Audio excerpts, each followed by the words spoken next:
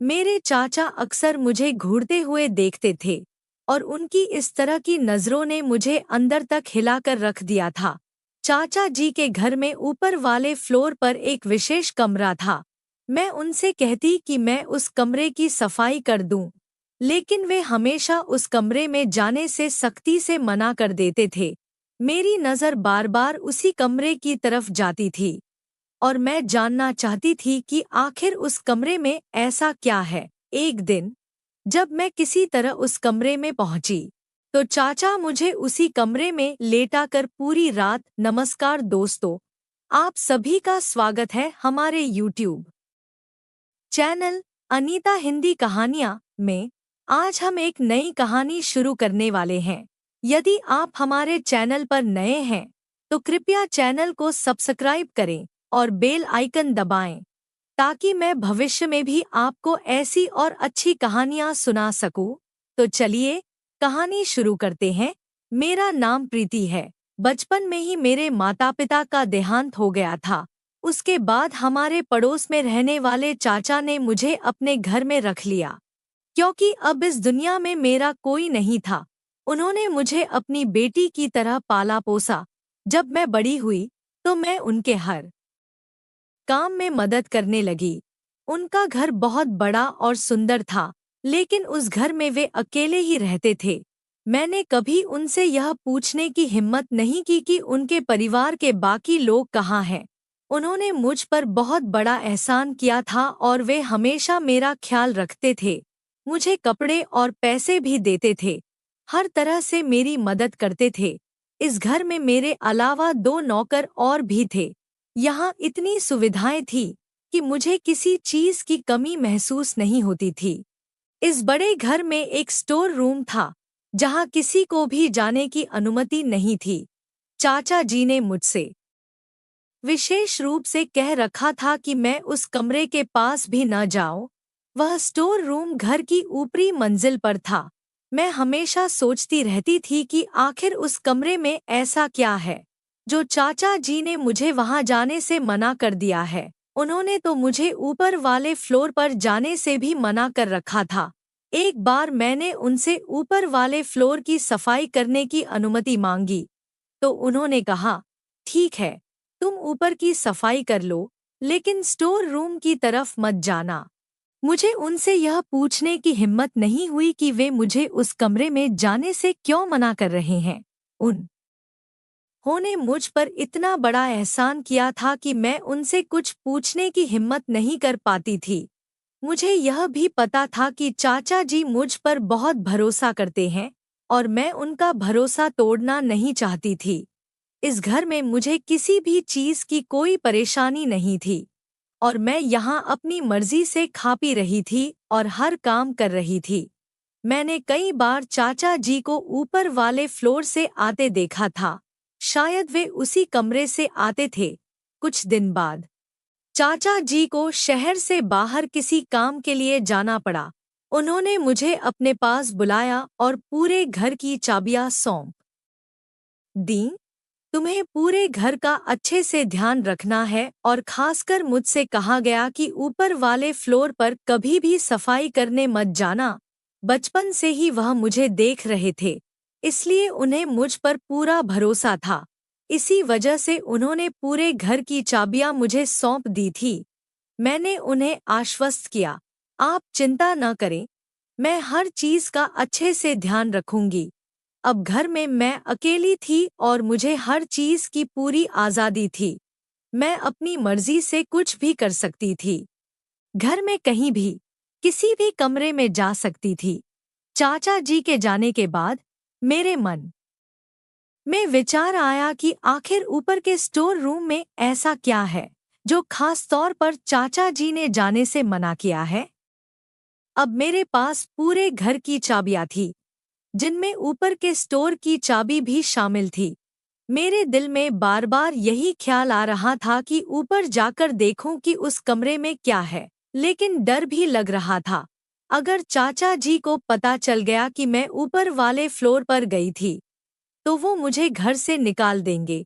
चाचा जी और इस घर के अलावा मेरा कोई और सहारा नहीं था। फिर मैंने सोचा कि यहाँ तो कोई देखने वाला भी नहीं है।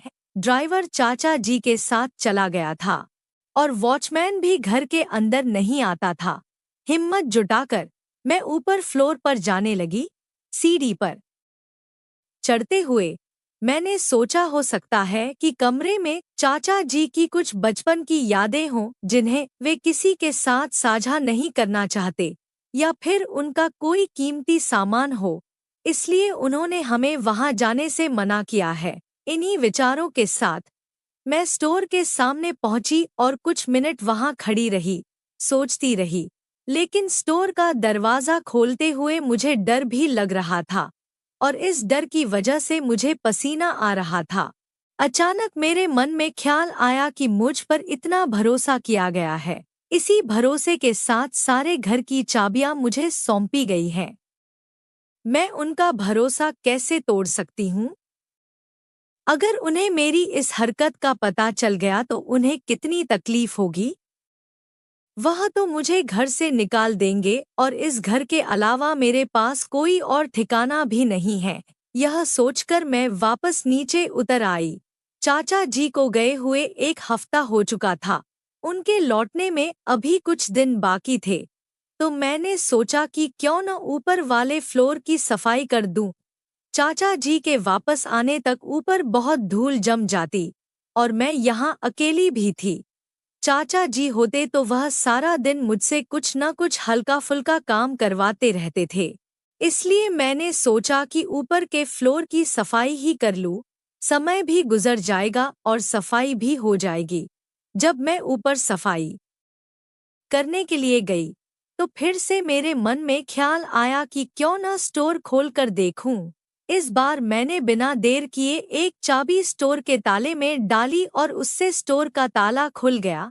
डरते डरते मैं स्टोर के अंदर कुछ कदम बढ़ी और जो कुछ मैंने वहां देखा उसे देखकर मेरे पैरों तले जमीन खिसक गई। मैंने कभी सोचा भी नहीं था कि इस स्टोर में ऐसा कुछ हो सकता है। मैंने जल्दी से स्टोर का दरवाजा बंद किया और मैं भागकर नीचे आ गई। मेरे अंदर इतनी हिम्मत नहीं थी कि मैं स्टोर के अंदर जाती। दरवाजा खोलते ही जो मंजर मैंने देखा उससे मेरी रूह कांप गई थी। मैं अभी तक डरी हुई थी और कांप रही थी। मेरा दिल जोर जोर से धड़क रहा था। मैं सोच भी नहीं सकती थी कि कमरे में ऐसा कुछ हो सकता है। मैं तो सोचती थी कि स्टोर में चाचा जी की कुछ पुरानी यादें होंगी या उनका कोई बहुत खास सामान होगा जो किसी को दिखाना नहीं चाहते। लेकिन मैंने जो कुछ उस कमरे में देखा वह तो कभी भी कोई नहीं सोच सकता। वह सब कुछ देखकर मेरी हालत बहुत खराब हो गई थी। उस वक्त घर में मैं बिल्कुल अकेली थी। मैं कुछ देर तक सोफे पर बैठकर यही सोचती रही। कुछ देर बाद मेरी हालत ठीक हुई तो मैं उठकर पानी पी। मैंने सोचा कि अगर चाचा जी को पता चल गया तो मुझे घर से धक्के मारकर निकाल देंगे। लेकिन जो कुछ मैंने देखा था, मैं चुप नहीं रह सकती थी। मैं जानना चाहती थी कि आखिर ऐसा क्यों था। चाचा जी का घर बहुत बड़ा था। मैं ज्यादातर अपने कमरे में ही रहती थी। मैं चाचा जी के कमरे में भी बहुत कम जाया करती थी। जब मुझे कुछ काम होता, मैं तभी उनके कमरे में जाती या जब वह मुझे किसी काम से अपने पास बुलाते, तब मैं उनके कमरे में जाती थी। मैंने उनके कमरे को ठीक से देखा भी नहीं था, लेकिन मैंने स्टोर में जो कुछ देखा था, अब मैं जानना चाहती थी कि चाचा जी आखिर कौन है। मैंने सोचा चाचा जी के कमरे में जाकर देखती हूँ। क्या पता वहां मुझे कुछ मिल ही जाए, जिससे मुझे सच्चाई का पता चल जाए। मैं चाचा जी के कमरे में गई और मैंने उनके कमरे की तलाशी लेनी शुरू कर दी। उनके कमरे की किसी भी दराज में लॉक नहीं लगा हुआ था। इस वजह से मुझे तलाशी लेने में बहुत आसानी हो गई थी। चाचा जी शायद इस वजह से कहीं लॉक लगाकर नहीं गए थे क्योंकि उन्हें मुझ पर पूरा भरोसा था। उनका कमरे का दरवाज़ा लॉक था। आज मैंने उनका भरोसा तोड़ दिया था। मुझे इस बात का बहुत अफसोस था, लेकिन मैं यह भी जानना चाहती थी कि ऊपर कमरे में मैंने जो देखा उसका क्या मतलब है। मैं आज तक यही सोचती थी कि चाचा जी अकेले क्यों रहते हैं। उनका बाकी का परिवार कहाँ है? लेकिन कभी उनसे कुछ पूछने की हिम्मत नहीं हुई। चाचा जी के कमरे में मुझे ज्यादा कुछ तो नहीं मिला, लेकिन उनकी अलमारी में कुछ फोटो और एक डायरी मिली। मैंने उस डायरी को खोल कर देखा और पढ़ना शुरू किया। जैसे ही मैंने उस डायरी को पढ़ी तो मेरी हालत खराब हो गई। मैं तो चाचा जी को बहुत रहम दिल समझती थी, लेकिन असल में चाचा जी तो कुछ और ही थे। वहाँ डायरी पढ़ने के बाद मुझे ज्यादा कुछ तो नहीं पता चला, क्योंकि डायरी में कुछ बातें ही लिखी हुई थी जो मुझे थोड़ी थोड़ी समझ में आ गई थी। अभी मैं चाचा जी का पूरा सच नहीं जान पाई थी। मैं यही सोच रही थी कि किसी तरीके से मुझे पूरा सच पता चल जाए। वहाँ कुछ फोटो लगा हुआ था। शायद वह चाचा जी के माता पिता के थे। मैंने उनके माता पिता की फोटो पहली बार देखी थी। उनकी गोद में एक बच्चा था, जो शायद चाचा जी ही थे। मुझे थोड़ा बहुत कुछ समझ में आ रहा था, लेकिन मैं अभी पूरा सच नहीं जान पाई थी। मैंने चाचा जी का कमरा पहले की तरह कर दिया और मैं कमरे से बाहर आ गई। मैंने स्टोर भी ऐसे ही लॉक कर दिया था, जैसे कि पहले था, क्योंकि मैं नहीं चाहती थी कि चाचा जी को इस बात का पता चले कि मैं उनके कमरे में गई थी, और मैं उनके कमरे की भी तलाशी लिया था, या उन्हें यह बात पता चले कि मैंने स्टोर रूम खोलकर देखा था। अब मुझे चाचा जी से डर लगने लगा था। मैं बचपन से इस घर में उनके साथ अकेले ही रह रही थी और कभी भी मुझे उनसे डर नहीं लगा। मगर आज जो कुछ मैंने उस रूम में देखा, वह देखकर मुझे चाचा से डर लग रहा था। अगर उन्हें पता चल जाता तो वह मेरे साथ पता नहीं क्या करते। हो सकता है वह मेरे साथ भी। चाचा जी के वापस आने का समय हो रहा था और मेरे अंदर उनका सामना करने की हिम्मत नहीं हो रही, लेकिन फिर भी मुझे उनका सामना करना पड़ा। मैंने जल्दी से उनको खाना दिया और मैं अपने कमरे में आ गई। अब मैं यही सोच रही थी कि ये बात उनको पता चल गया तो वह पता नहीं मेरे साथ क्या सलूक करेंगे। कहीं वह मेरी जान ही ना ले ले। मैं अपने कमरे में आराम कर रही थी, तभी मेरे फोन की घंटी बजी। जब मैंने फोन उठाया तो चाचा जी बोल रहे थे। चाचा ने मुझे अपने कमरे में बुलाया था। यह सुनकर तो मेरी तो जान ही निकल गई। मैंने सोचा, शायद चाचा को यह सारा सच पता चल गया है। मुझे बहुत डर लग रहा था, क्योंकि मैं घर में बिल्कुल अकेली थी। यह सोचकर मुझे चाचा जी से बहुत डर लग रहा था। चाचा जी ने मुझसे कहा कि सर्दी बहुत है, मेरे लिए एक कप कॉफी बना दो। यह सुनकर मेरी जान में जान आई। मैंने झट से कॉफी बनाकर चाचा के कमरे में भेज दिया। लेकिन चाचा जी ने मुझे अपने कमरे में बुला लिया और अपने पास बैठाया और पूछने लगे कि क्या तुमने मेरे जाने के बाद मेरे कमरे की तलाशी ली थी? उनकी बात सुनकर मेरी हालत खराब हो गई। मैं सोचने लगी कि उन्हें कैसे पता चल गया, लेकिन मैं उनके सामने खामोश सर झुका कर बैठी और वह कहने लगे, ऐसा तुम्हें क्या चाहिए था मेरे कमरे से जो तुम्हें मेरे पीछे मेरे कमरे की तलाशी लेनी पड़ी? किस चीज की जरूरत पड़ गई थी तुम्हें? मैंने तुम्हारा ख्याल रखने में कोई कसर छोड़ दी थी। चाचा जी बहुत ही आराम से मुझसे पूछ रहे थे, लेकिन मेरे पास उनकी बातों का कोई जवाब नहीं था। मैंने उनका भरोसा तोड़ा था। वह कहने लगे, तुम्हें क्या लगा था कि मुझे कुछ पता नहीं चलेगा? मैं अपने कमरे में घुसते ही समझ गया था कि किसी ने मेरे कमरे की तलाशी ली है। बोलो, आखिर तुम्हें क्या चाहिए था? मेरी सारे दराज और मेरा सारा सामान उलट पुलट कर दिया है। मैंने सोचा कि मैंने तो सारा सामान ठीक से रखा था। फिर चाचा जी को कैसे पता चला? तब फिर चाचा जी ने मुझे बताया कि मैं अपना सारा सामान बहुत अच्छे से रखता हूँ। मुझे कोई भी चीज इधर उधर पसंद नहीं है। शायद तुम जल्दी में मेरा सामान ठीक से रखना भूल गई थी। चाचा जी बहुत गुस्से में थे, लेकिन फिर भी मुझसे नरमी से बात कर रहे थे। मुझसे सवाल पर सवाल किए जा रहे थे, लेकिन मेरे पास उनके सवालों का कोई जवाब नहीं था। आखिर मैंने उन्हें बता ही दिया कि मैं ऊपर वाले फ्लोर पर सफाई करने गई थी। मेरी नज़र स्टोर रूम पर पड़ी तो मैंने अपना शक दूर करने के लिए स्टोर रूम को खोलकर देखने चली गई। जैसे ही मैंने स्टोर का दरवाज़ा खोला तो मेरी जान निकल गई। इसी वजह से सच जानने के लिए मैंने आपके कमरे की तलाशी ली। मुझे लगा हो सकता है आपके कमरे में मुझे कोई ना कोई सुराग मिल जाए जिससे मुझे पूरा सच पता चल जाए। लेकिन आपके कमरे में मुझे कुछ भी नहीं मिला। जो कुछ भी मैंने ऊपर देखा था उसके बाद अगर मैं खामोश रहती तो वह मेरे लिए पाप होता।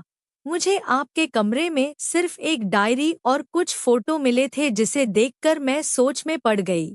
मुझे समझ नहीं आ रहा था कि आपने ऐसा क्यों किया। क्या कोई आदमी किसी के साथ ऐसा भी कर सकता है? मैं तो आपको बहुत ही नेक इंसान समझती थी, लेकिन आप तो कुछ और ही निकले।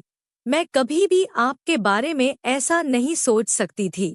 यह सब कहते हुए मुझे उनसे बहुत डर लग रहा था, लेकिन फिर भी मैंने उन्हें सब कुछ कह दिया।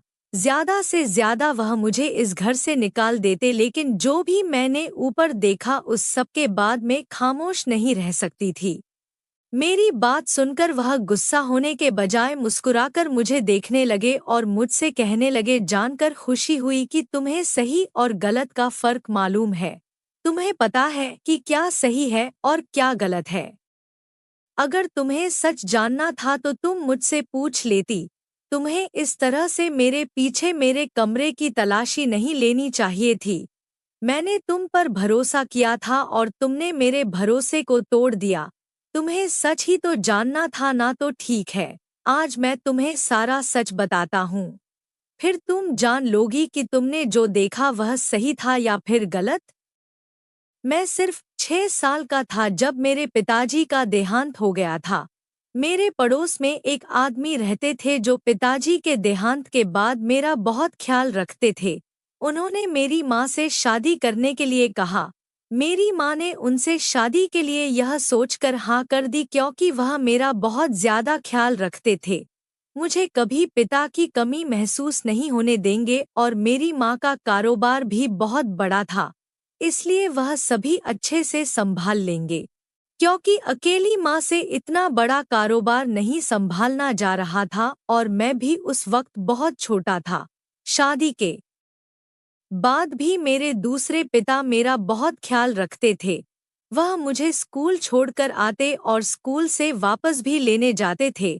वह मेरी हर चीज का ख्याल रखते और मेरे साथ खेलते भी थे। मैं भी उनके साथ बहुत खुश रहता था। उन्होंने पिताजी का पूरा कारोबार संभाल लिया था। मेरी माँ भी उनके साथ बहुत खुश थी, लेकिन मेरी माँ का और उनका साथ कुछ ही दिनों का था। शादी के 1 साल बाद ही मेरी माँ का हार्ट अटैक से देहांत हो गया। मेरे पिताजी ने अपनी मौत से पहले ही अपनी वसीयत बना दी थी, जिसके मुताबिक सब कुछ मेरे नाम पर था। जब मैं 21 साल का होता तो पिताजी का सब कुछ मेरे नाम में हो जाता। मेरी माँ के नाम में भी ज्यादा कुछ नहीं था, सिर्फ एक घर और कुछ जायदाद थी जो कि उन्होंने मरने से पहले अपने दूसरे पति के नाम कर दी थी। अब जब तक मैं 21 साल का नहीं होता तब तक सारी जायदाद की देखभाल की जिम्मेदारी मेरे दूसरे पिता की थी। मेरी माँ के देहांत के बाद ही मेरे दूसरे पिता ने अपना रवैया मेरे साथ बदल लिया। उन्होंने मेरा स्कूल जाना भी बंद करवा दिया और मुझे कमरे में बंद रखने लगे। मुझे खाने पीने को भी ज्यादा कुछ नहीं मिलता था।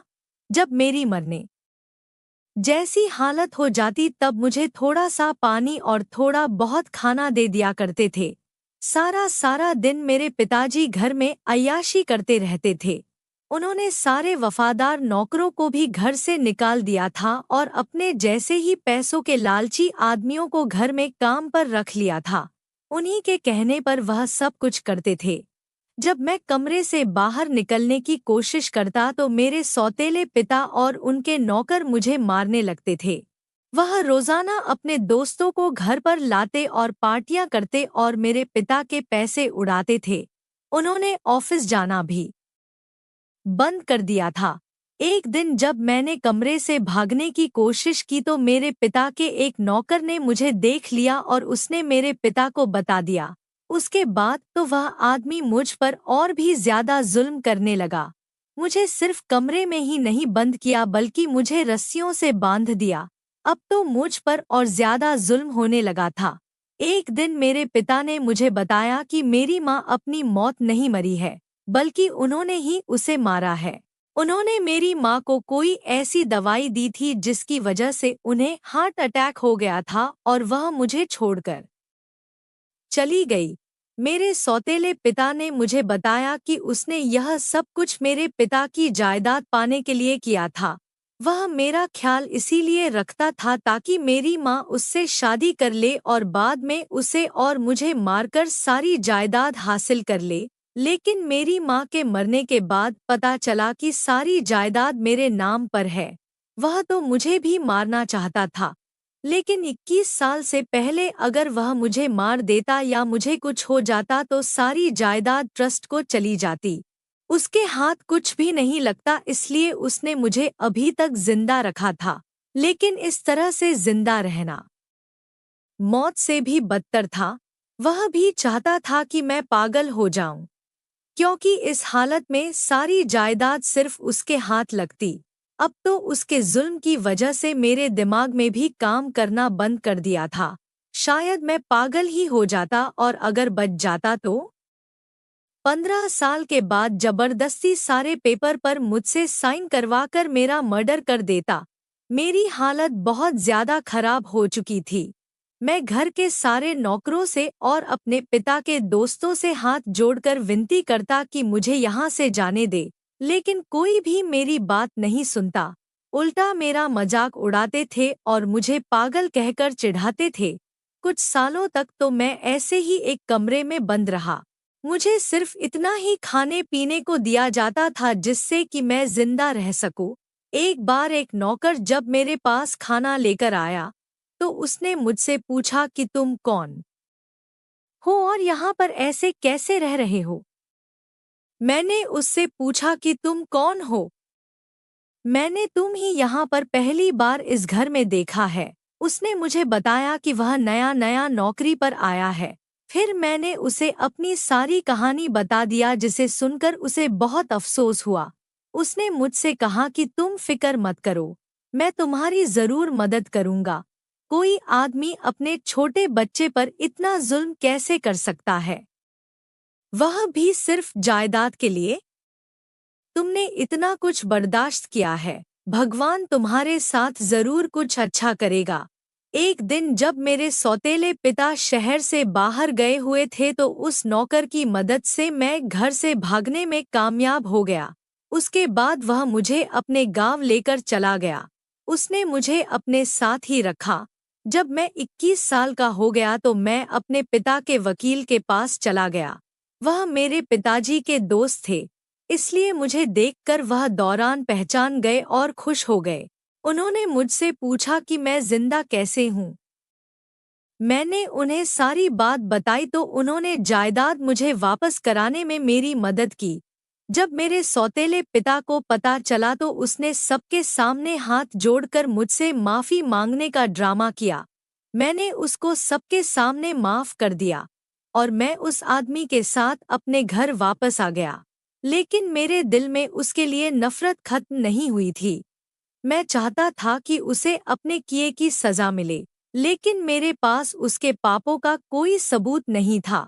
उनकी वजह से मैं अपनी पढ़ाई भी नहीं कर पाया था और मैंने अपना बचपन भी खो दिया था। इसी की वजह से मेरी माँ इस दुनिया से चली गई। मैं एक ऐसे आदमी को कैसे माफ कर सकता था जिसने मुझसे सब कुछ छीन लिया था, वह भी सिर्फ जायदाद की खातिर। मैं उनसे इतना प्यार करता था। अगर वह मुझसे प्यार से जायदाद मांगता तो मैं खुशी खुशी सब कुछ उसके नाम कर देता। लेकिन उसने मेरे और मेरी माँ के साथ इतना बड़ा धोखा किया जिसे मैं कभी माफ नहीं कर सकता था। तुमने ऊपर स्टोर रूम में जिस आदमी को रस्सियों से बंधा हुआ देखा है, वह मेरा सौतेला पिता ही है। जो उसने मेरे साथ किया उसके बाद उसे सजा मिलना जरूरी था, लेकिन मैं उसकी तरह जालिम नहीं हूँ। मैं उसे समय पर खाना भी देता हूँ और पानी भी पिलाता हूँ और उस पर कोई जुर्म भी नहीं करता। बस मैंने उसे रस्सियों से बांधकर कमरे में बंद करके रखा है। जब तक मेरी माँ जिंदा थी, उसने मेरे साथ बहुत अच्छा सलूक किया क्योंकि वह जानता था कि वह कुछ दिनों बाद मेरी माँ को मार देगा और उसने ऐसा ही किया। वह तो मुझे भी रास्ते से हटा देता। अगर नौकर मेरी मदद नहीं करता और मुझे अपने साथ नहीं रखता तो मैं उसे ऐसे ही कैद में रखूंगा। मैं तो एक बिन माँ बाप का बच्चा था। अगर वह मेरे साथ अच्छे से रहता, मुझे अपनी औलाद समझकर रखता तो मैं उसके लिए अपनी जान भी हाजिर कर देता। लेकिन सिर्फ जायदाद के लालच में आकर उसने मेरे और मेरी माँ के साथ बहुत गलत किया, जिसकी सजा उसे मिल रही है और जब तक वह जिंदा है मिलती रहेंगी। दोस्तों, इसे कहते हैं अपने कर्मों का फल भुगतना। अगर आप बुरा कर्म करते हैं तो यह तय हो जाता है कि उसके बुरे परिणाम आपको भी भुगतने पड़ेंगे और आपका पाप जितना बड़ा होगा, सजा भी उतनी ही बड़ी होगी। दोस्तों, इस कहानी को यहीं समाप्त करते हैं। नई कहानी में फिर मिलेंगे। उम्मीद करती हूँ कि आपको हमारी कहानी पसंद आई होगी। अगर कहानी पसंद आई हो तो वीडियो को लाइक करें, कमेंट करें और शेयर करना बिल्कुल भी ना भूलें। अगर आप इस चैनल पर नए हैं तो सब्सक्राइब जरूर करें और नोटिफिकेशन बेल को